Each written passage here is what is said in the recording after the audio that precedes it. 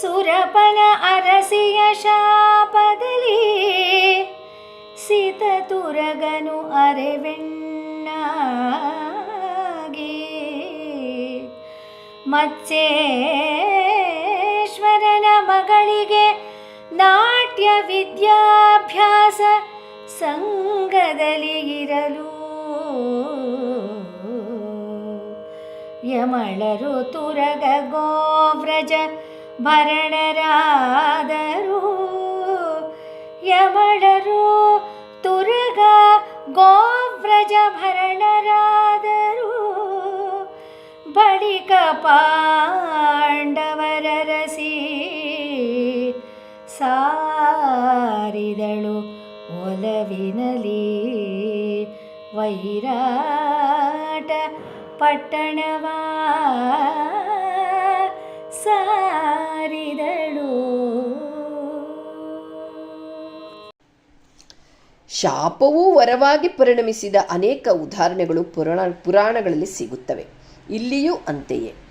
ಇಂದ್ರಲೋಕಕ್ಕೆ ತೆರಳಿದ ಅರ್ಜುನನನ್ನು ಪುತ್ರ ವ್ಯಾಮೋಹದಿಂದ ಇಂದ್ರ ಊರ್ವಶಿಯ ಸೇವೆ ಅರ್ಜುನನಿಗೆ ಲಭಿಸಲಿ ಎಂದು ಬಯಸಿದರೆ ಆತ ಅವಳನ್ನು ತಾಯಿ ಎಂದು ತಿಳಿದು ತಿರಸ್ಕರಿಸಿ ಗೌರವಿಸಿದಾಗ ಅಹಂಗೆ ಪೆಟ್ಟು ಎಂದು ಭಾವಿಸಿದ ಊರ್ವಶಿ ಶಪಿಸಲು ಅರ್ಧ ಹೆಣ್ಣಾಗಿದ್ದ ಅರ್ಜುನ ಇದೀಗ ಮತ್ಸ್ಯರಾಜನ ಬಳಿ ಬಂದು ತನ್ನ ನಾಟ್ಯವಿದ್ಯಾ ಪರಿಣತಿಯನ್ನು ಪರಿಚಯಿಸಿಕೊಂಡು ವಿರಾಟನ ಮಗಳಾದ ಉತ್ತರೆಗೆ ನಾಟ್ಯ ಗುರುವಾಗಿ ನೇಮಿತನಾದ.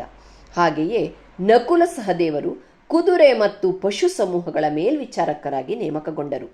ಪೂರ್ವ ನಿರ್ಧಾರದಂತೆ ಪಾಂಡವರ ರಾಣಿ ದ್ರೌಪದಿಯ ಪ್ರವೇಶವೂ ವಿರಾಟನಗರಕ್ಕೆ ಆಯಿತು.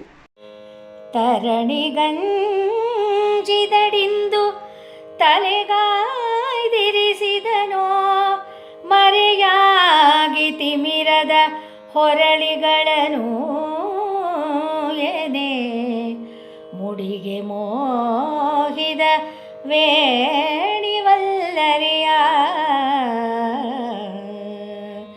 ಹಿರಿದು ಸೈರಿಸಲಾರೆನೆಂದೊಡನೆ ಇರಿಸಿದನೋ ಕೈರವವನು ಹಿರಿದು ಸೈರಿಸಲಾರೆನೆಂದೊಡನೆ ಇರಿಸಿದನೋ ಕೈರವವನು ಎನಲೆಂದು ಅರರೆ ಕಂಗಳ ಢಾಳ ಒಪ್ಪಿರೆ ಬಂದಳು ಅಬುಜಮುಖಿ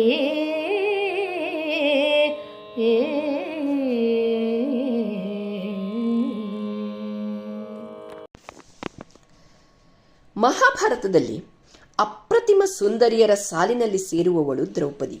ಅವಳ ಸೌಂದರ್ಯಕ್ಕೆ ಮಾರು ಹೋಗದವರೇ ವಿರಳ ಎಂದು ವರ್ಣಿತವಾಗಿದೆ. ಸ್ತ್ರೀ ಸೌಂದರ್ಯದಲ್ಲಿ ವರ್ಣನೆಯಲ್ಲಿ ಅವಳ ಕೇಶವರ್ಣನೆ ಪ್ರಮುಖ ಪಾತ್ರ ವಹಿಸುತ್ತದೆ. ರೂಪಕಾಲಂಕಾರವನ್ನು ಢಾಳಾಗಿ ಬಳಸಿಕೊಂಡ ಕುಮಾರವ್ಯಾಸ ಇಲ್ಲಿ ಉತ್ಪ್ರೇಕ್ಷಾಲಂಕಾರಕ್ಕೆ ಜಿಗಿದಿದ್ದಾನೆ. ಈ ಪದ್ಯದಲ್ಲಿ 2 ಭಾಗದಲ್ಲಿ ಈ ಅಲಂಕಾರವನ್ನು ಬಳಸುತ್ತಾನೆ.